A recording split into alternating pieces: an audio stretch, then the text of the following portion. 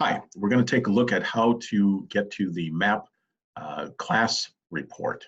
So let's take a look at my screen. You'll need to log into the NWEA MAP website. Once you've done that, look over on the left-hand side. Your menu will be much different than this, but it will have a View Reports choice. Clicking the View Reports, click Map Growth Reports, will give you the menu of all the reports that are available.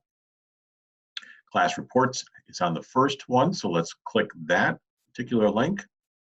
And the first thing you'll notice is that you'll need to know which term you're looking at.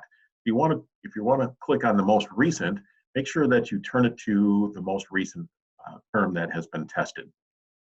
Also, if you have a choice of schools, you'll need to check that.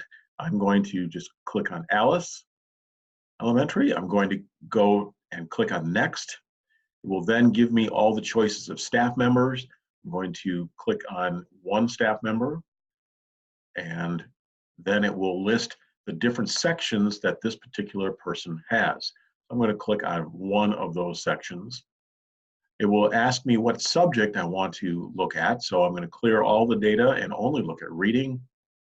And then what are the report options? So you can sort in multiple different ways.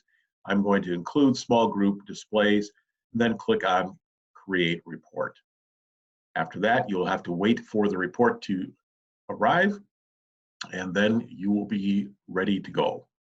So that's what it takes to get to the class report in NWEA MAP data site.